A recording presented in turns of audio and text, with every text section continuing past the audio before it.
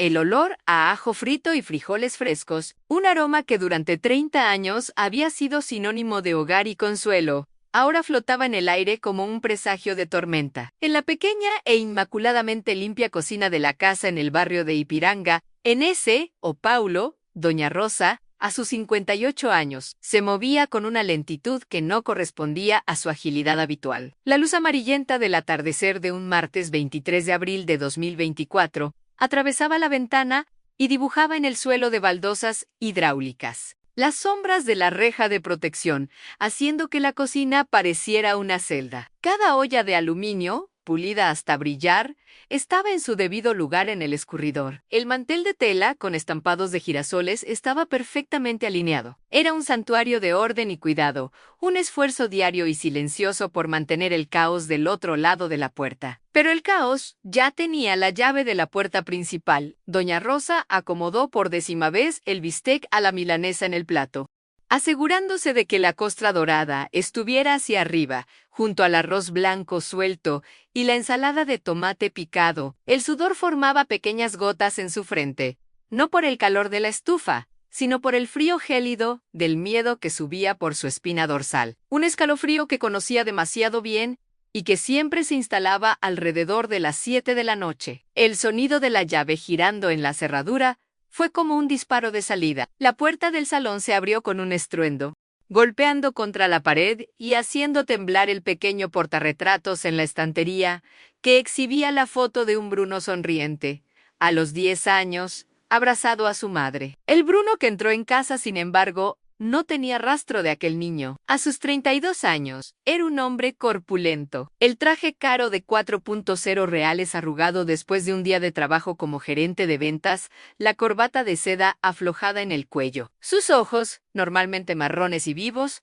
estaban turbios e inyectados, y un fuerte olor a whisky precedía sus pasos pesados y arrastrados. Arrojó el maletín de cuero en el sofá con un golpe sordo y, sin decir una palabra, caminó hacia la cocina. Doña Rosa permaneció de espaldas, el cuerpo rígido, la mano sujetando la espátula con tanta fuerza que los nudillos de sus dedos estaban blancos. Podía sentir la mirada de él quemándole la nuca, una mirada que la despojaba de cualquier dignidad, que la reducía a un objeto, a una sirvienta. El silencio que él impuso era más aterrador que cualquier grito, un vacío llenado solo por su respiración pesada y el tic-tac del reloj de pared. Se detuvo detrás de ella, lo suficientemente cerca como para que ella sintiera el calor de su cuerpo y el olor agrio de la bebida. ¿Esto es lo que hay para hoy? Su voz salió arrastrada, ronca, cargada de un desprecio que convertía la pregunta más simple en una acusación. Doña Rosa tragó saliva,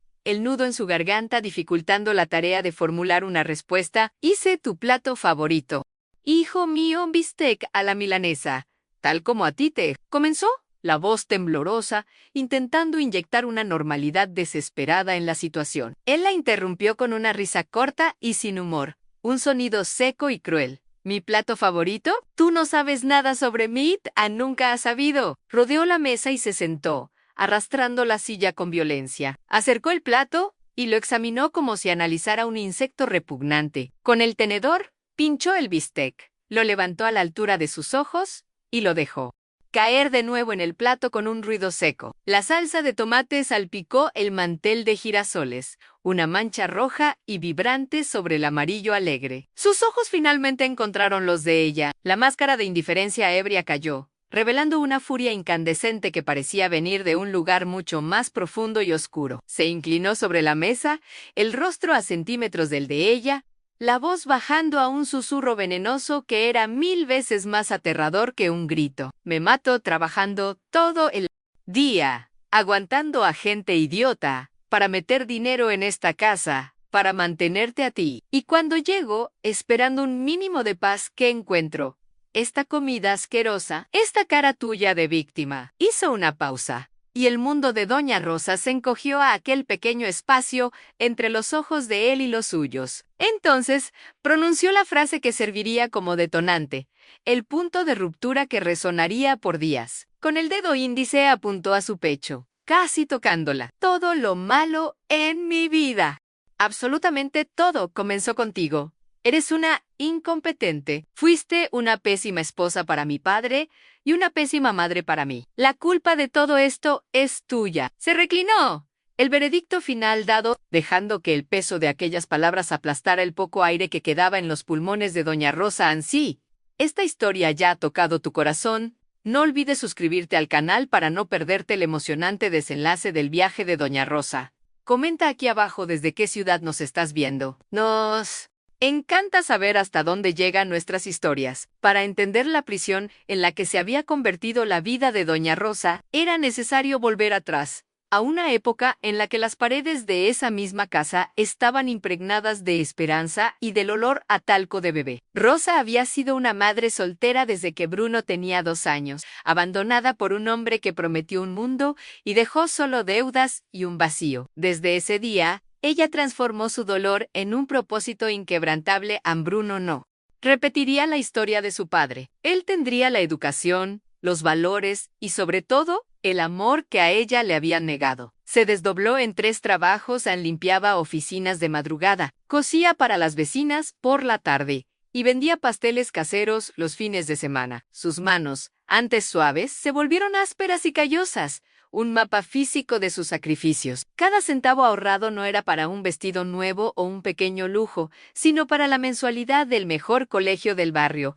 para los libros, para el uniforme siempre impecable. Bruno, en su infancia, era un niño callado y observador. Veía el agotamiento en los ojos de su madre, pero también la determinación feroz. Él era su universo, y ella era su puerto seguro. Las noches, sin importar cuán cansada estuviera, ella se sentaba a su lado, ayudándolo con la tarea, leyéndole historias de héroes y hombres de bien. «Tú serás un gran hombre, mi hijo», le susurraba mientras él se dormía.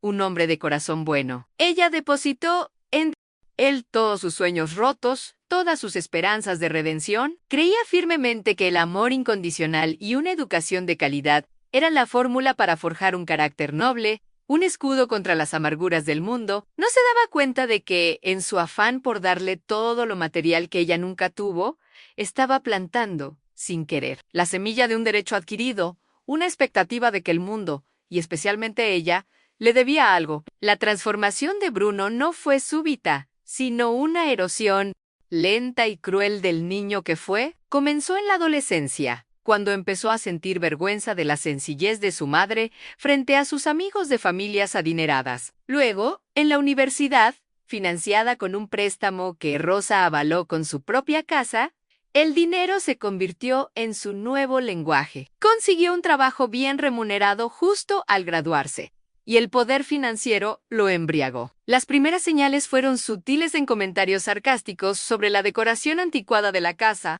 críticas a su comida, una creciente impaciencia con sus historias. El «gracias, mamá» fue reemplazado por un «¿solo esto?». El respeto se desvaneció, sustituido por una arrogancia fría. Ella al principio lo justificaba: está estresado por el trabajo, está cansado, es la presión de la vida adulta. Se negaba a ver que el hijo por el que había sacrificado su vida estaba empezando a verla no como una madre, sino como una carga. El alcohol fue el catalizador que disolvió cualquier filtro de decencia que le quedaba a Bruno. En lo que comenzaba como un vaso de whisky para relajarse después del trabajo, se convirtió en una botella a la semana, luego 2. Y con cada sorbo, el monstruo que crecía en su interior se sentía más audaz. La violencia verbal se convirtió en la norma. Le echaba en cara cada centavo gastado en la casa, cada factura de luz, cada compra del supermercado. «Si no fuera por mí, estarías en la calle», le espetaba, usando el dinero como un arma para subyugarla. La hacía sentir culpable por existir, por respirar el aire que él pagaba. Doña Rosa comenzó a encogerse, a hacerse pequeña dentro de su propia casa. Dejó de invitar a sus pocas amigas, avergonzada de que presenciaran el trato de su hijo. Su mundo se redujo a esas 4 paredes, un campo de minas emocional donde cada paso debía ser cuidadosamente calculado para no provocar una explosión. El abuso psicológico era un veneno administrado en dosis diarias. Bruno la culpaba de sus fracasos amorosos, como «voy a traer a alguien aquí, con esta casa y contigo siempre encima», de sus problemas en el trabajo: «me educaste para ser débil, por eso mi jefe abusa de mí», de su infelicidad general, se convirtió en un maestro de la manipulación, torciendo los recuerdos, haciéndola dudar de su propia cordura. Si ella intentaba defenderse, si una chispa de su antigua fortaleza emergía y le recordaba los sacrificios que había hecho, la ira de él se desbordaba. Nunca la había golpeado, pero la amenaza estaba siempre presente. Se acercaba a ella, el rostro contorsionado por la rabia, el puño cerrado, a veces golpeando la pared a centímetros de su cabeza. «No me provoques», siseaba. Y ese miedo, la anticipación del golpe que podría llegar en cualquier momento, era casi peor que el golpe mismo. La mantenía paralizada, sumisa, atrapada en un ciclo de miedo y culpa. Doña Rosa vivía en un estado de alerta constante, su cuerpo tenso, su alma agotada. Las ojeras profundas eran un testimonio de sus noches de insomnio, escuchando los pasos de Bruno por la casa, rezando para que se fuera a dormir sin más incidentes. Perdió peso, el brillo de sus ojos se apagó. Se miraba al espejo y veía el rostro de una extraña, una mujer derrotada cuyo único propósito parecía ser absorber la furia de su hijo, para que el mundo exterior pudiera seguir viéndolo como el exitoso gerente de ventas, el hijo proveedor. La soledad era su compañera más fiel, una manta pesada que la asfixiaba lentamente. Había construido su vida entera alrededor de ese muchacho, y ahora ese mismo muchacho estaba demoliendo metódicamente su espíritu, ladrillo por ladrillo, dejándola en ruinas en la casa que una vez fue su castillo. En medio de esa oscuridad apareció un pequeño rayo de luz, aunque al principio Rosa no lo reconoció como tal. Su nueva vecina del apartamento de al lado, una mujer de unos 40 años llamada Laura, era psicóloga. Sus primeros encuentros fueron breves, saludos cordiales en el pasillo. Laura tenía una mirada tranquila y perceptiva. Notaba los temblores en las manos de Rosa cuando sostenía las bolsas del mercado, la forma en que sus hombros estaban siempre encorvados, como si llevara un peso invisible. Laura no era invasiva, pero su amabilidad era constante y genuina. Un día, al ver a Rosa luchando con una cerradura atascada, se acercó y, mientras la ayudaba, le dijo con una voz suave: «A veces, las cosas viejas necesitan un poco de ayuda para abrirse. No hay vergüenza en ello». La frase, simple en apariencia, resonó profundamente en el alma de Rosa. Rosa, condicionada por años de vergüenza y aislamiento, era reacia a confiar. El abuso es un secreto que carcome por dentro, y la idea de exponerlo al mundo era aterradora. ¿Quién le creería? ¿No era ella la madre? ¿No sería su culpa, de alguna manera? Bruno era encantador con los extraños. Todos en el vecindario lo veían como un hijo modelo que cuidaba de su madre viuda. Compartir su verdad parecía una traición, y temía las represalias de Bruno si alguna vez se enteraba. Así que, durante semanas, ella respondía a la amabilidad de Laura con sonrisas tensas y monosílabos, agradeciéndole pero manteniendo una distancia segura. Mantenía la puerta de su infierno personal firmemente cerrada. Sin embargo, Laura era paciente, no presionaba, simplemente creaba oportunidades. La invitaba a tomar un café, le ofrecía un pedazo de pastel, le preguntaba por sus plantas, pequeños gestos de normalidad y conexión humana que comenzaron a perforar la gruesa capa de aislamiento de Rosa. En un día, Laura la encontró en el rellano, llorando en silencio, después de una mañana particularmente cruel de insultos por parte de Bruno. Laura no hizo preguntas, simplemente se sentó a su lado en el escalón y le tendió un pañuelo. «Estoy aquí si alguna vez necesitas hablar», dijo suavemente, «o si solo necesitas no estar sola». Esa oferta de solidaridad sin juicio fue la primera grieta seria en la presa emocional de doña Rosa Ampor. Primera vez en años, sintió que alguien la veía, no como la madre de Bruno, sino como Rosa, una persona que estaba sufriendo. Aún no estaba lista para hablar. El miedo a la reacción de su hijo era demasiado paralizante. Una noche, tras una discusión, Bruno le gritó a Nancy: «¿Le cuentas a alguien lo que pasa en esta casa? Te juro que me aseguraré de que te arrepientas por el resto de tu miserable vida». Esa amenaza directa solidificó el muro de silencio de Rosa, pero la semilla de la confianza que Laura había plantado ya estaba allí, esperando el momento adecuado para germinar. La tensión en la casa se hizo insoportable. Doña Rosa comenzó a desarrollar síntomas físicos de su estrés, dolores de cabeza constantes, problemas estomacales, una opresión en el pecho que le dificultaba respirar. Se sentía como un animal acorralado, sin escapatoria. Su amor de madre estaba en una guerra brutal contra su instinto de supervivencia. Amaba al niño que había criado, pero le aterrorizaba el hombre en él que se había convertido. Esta dualidad la estaba destrozando. Cada interacción con Laura, por breve que fuera, se convertía en un recordatorio de que existía otro mundo fuera de su apartamento, un mundo donde la gente se trataba con amabilidad y respeto. Empezó a observar a Laura con sus propios hijos, la forma en que les hablaba con firmeza pero con amor, cómo resolvían los conflictos dialogando. Cada una de estas escenas era como una puñalada en el corazón de Rosa, mostrándole todo lo que había soñado para su propia familia y todo lo que había perdido. La conexión con su vecina se estaba convirtiendo en su único y frágil salvavidas, aunque todavía no tuviera la fuerza para aferrarse a él. La noche que lo cambió todo llegó sin previo aviso, un sábado lluvioso que parecía lavar la ciudad de sus colores. Bruno había perdido una importante comisión en el trabajo y llegó a casa mucho más tarde de lo habitual, completamente borracho y emanando una furia volátil. Doña Rosa,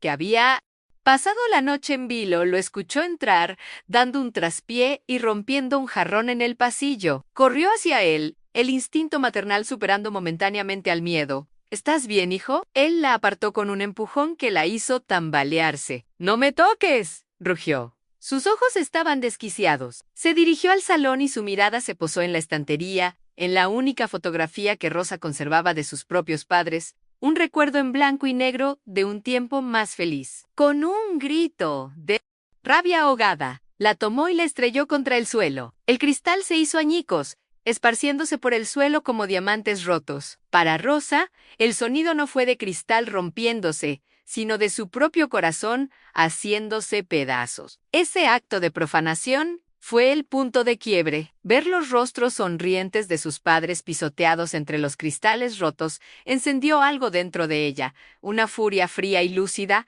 que eclipsó el miedo. Mientras Bruno despotricaba culpándola por su mala suerte, por su vida miserable, por la lluvia que caía afuera, ella lo miró y por primera vez no vio a su hijo. Vio a un extraño, a un verdugo. Cuando él finalmente se desplomó en el sofá y se quedó dormido en un estupor alcohólico, el silencio que siguió no fue de alivio, sino de decisión. Con manos que temblaban no de miedo, sino de una determinación helada, fue a su habitación, abrió el armario y sacó una vieja bolsa de viaje y no lloraba. Sus lágrimas se habían secado hace mucho tiempo. Metódicamente, guardó un par de cambios de ropa, sus documentos personales y la pequeña caja donde guardaba sus pocas joyas, reliquias de su madre. Antes de irse, volvió al salón, recogió con cuidado el marco roto y la fotografía rasgada de sus padres y la guardó en la bolsa. Era lo único que se llevaría de esa casa, el símbolo de lo que había perdido y de lo que ahora iba a recuperar en su propia historia. Con el corazón latiéndole en la garganta, abrió la puerta de su apartamento y la cerró detrás de sí sin hacer ruido. Cruzó el pasillo, un espacio que había recorrido miles de veces con miedo, y se detuvo frente a la puerta de Laura Neran, más de las 2 de la madrugada. Dudó solo un segundo. El rostro de su hijo, contorsionado por la ira, apareció en su mente y ese recuerdo le dio la fuerza final. Llamó a la puerta suavemente al principio, luego con más urgencia. Las luces se encendieron y Laura abrió, su rostro mostrando sorpresa y luego una profunda preocupación al ver el estado de Rosa Ann, su bata, su bolsa de viaje, sus ojos que eran un abismo de desesperación y resolución. Rosa, ¿qué ha pasado? Entra, por favor. En la seguridad del apartamento de Laura, con una taza de té caliente entre sus manos temblorosas, la presa finalmente se rompió. Doña Rosa se derrumbó y por primera vez pronunció las palabras que había mantenido encerradas durante años. Mi hijo Bruno me maltrata. ¿No puedo más? Tengo que irme. Laura la escuchó sin interrumpir. Su presencia era un ancla de calma. En la tormenta de Rosa, cuando el torrente de palabras y lágrimas de Rosa se calmó, Laura no le ofreció falsas esperanzas ni soluciones fáciles. Le ofreció algo mucho más poderoso, claridad. Rosa dijo con una voz firme pero compasiva: nada de esto, absolutamente nada, es tu culpa.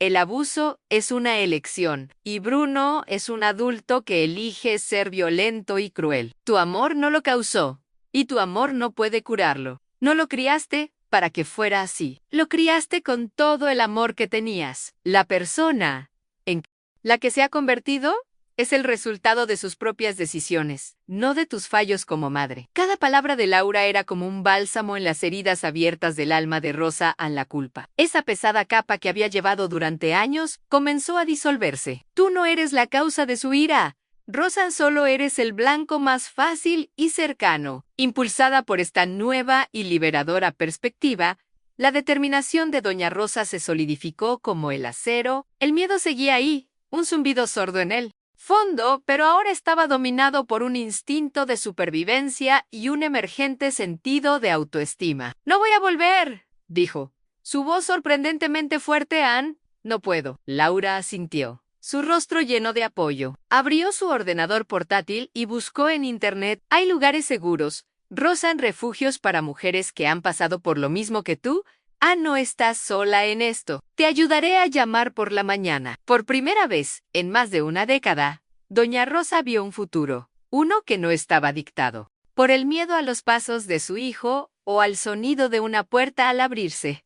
Era un futuro incierto, aterrador, pero era suyo. En ese momento, en la cocina de una vecina en mitad de la noche, Doña Rosa eligió la vida, eligió la libertad. ¿Te está gustando esta historia? Deja un like y suscríbete al canal. Ahora continuamos con el video. A la mañana siguiente, con la ayuda de Laura, Doña Rosa ingresó en un refugio para mujeres llamado Casa de la Esperanza. El lugar era sencillo, mucho más modesto que su casa, con habitaciones compartidas y reglas estrictas, pero para Rosa se sentía como un palacio. La razón era simple. Era seguro. El aire no estaba cargado de tensión, las puertas no se cerraban de golpe y las voces que escuchaba eran de apoyo y camaradería. Allí conoció a otras mujeres, cada una con su propia historia de dolor, pero también de una increíble resiliencia. Compartir sus experiencias en sesiones de terapia grupal fue un paso crucial en su curación. Descubrió que sus sentimientos de culpa y vergüenza no eran solo suyos, sino un arma común utilizada por los abusadores. Por primera vez en mucho tiempo, no se sintió sola, sino parte de una hermandad forjada en el sufrimiento, pero unida por la esperanza de una nueva vida. Mientras tanto, Bruno se despertó con una resaca atronadora en una casa inquietantemente silenciosa. Al principio, su ausencia no le preocupó, asumiendo con arrogancia que estaría en el mercado o en la iglesia. Pero las horas pasaron. La noche llegó en la casa, normalmente impecable, comenzó a acumular desorden. No había comida caliente esperándolo. La ropa sucia se amontonaba. El silencio, que antes anhelaba, se volvió opresivo, un eco de su propia soledad. Intentó llamarla, pero su teléfono estaba apagado. La rabia inicial dio paso a una incómoda inquietud. Y finalmente, a un pánico vacío. Se dio cuenta de que por todo el desprecio que le había mostrado, dependía de ella para todo. La casa no era un hogar sin ella. Era solo una estructura vacía y fría, un espejo de su propio interior. Por primera vez, se vio obligado a enfrentarse al vacío que sus acciones habían creado. Un abismo del que ella ya no estaba allí para salvarlo. En el refugio, Doña Rosa comenzó a redescubrirse a sí misma. La mujer que había sido enterrada bajo capas de miedo y abuso comenzó a resurgir. Su talento para la cocina, antes una fuente de críticas y humillación, se convirtió en un don celebrado. Empezó a cocinar para las otras residentes y sus comidas se convirtieron en el centro de la comunidad. Un momento de consuelo y alegría en medio de la adversidad. Encontró un nuevo propósito no solo en alimentar sus cuerpos, sino también sus espíritus. Con el apoyo de los trabajadores sociales del refugio, se inscribió en un curso de emprendimiento culinario. La mujer que temblaba al oír una llave en la cerradura ahora hablaba con confianza sobre planes de negocio y menús. Ya no era una víctima sobreviviendo, sino una superviviente que estaba empezando a prosperar, encontrando su propia voz y su propio poder en el acto de crear y compartir. La escena final tiene lugar 6 meses después. Doña Rosa no está en una mansión ni ha ganado la lotería. Su victoria es mucho más real y significativa. La vemos en la cocina de un pequeño restaurante comunitario, que ha ayudado a fundar junto a otras 2 mujeres del refugio, llamado Sabores de Esperanza. Lleva un delantal con el logo bordado y una sonrisa genuina ilumina su rostro, un rostro que ahora muestra arrugas de risa en lugar de líneas de preocupación. Está enseñando a una residente más joven a amasar pan, sus manos, antes temblorosas, ahora firmes y seguras. La luz del sol entra por la ventana, no a través de rejas, sino de un cristal limpio que da a un pequeño jardín. Suena su teléfono. Es Laura. En su conversación es la de 2 amigas, llena de risas y planes. Cuelga el teléfono, mira a su alrededor, a la comunidad que ha ayudado a construir y respira hondo. Es el aliento de la libertad, la prueba de que nunca es demasiado tarde para huir de la oscuridad y elegir la luz, y que el mayo era acto de amor. A veces, es el amor propio. 2 años después, Sabores y Esperanza se ha convertido en un éxito local, conocido por su comida casera y su misión social. Doña Rosa, ahora con 60 años, es la jefa de cocina y una mentora para las mujeres que llegan al refugio, ofreciéndoles no solo un trabajo, sino un camino hacia la independencia. Vive en un pequeño y acogedor apartamento propio, decorado con sus plantas y fotos de su nueva familia, a las mujeres con las que ha forjado lazos inquebrantables. Un día, recibe una carta. Es de Bruno. Está en un programa de rehabilitación y terapia, y la carta está llena de remordimiento y peticiones de perdón. Ella la lee con una calma que la sorprende, sin odio ni amargura. Dobla la carta y la guarda. Lo ha perdonado, por su propia paz, pero entiende que el perdón no significa reconciliación. Ha roto el ciclo. Su legado ya no será el dolor que soportó, sino la esperanza que ayudó a cultivar en otras.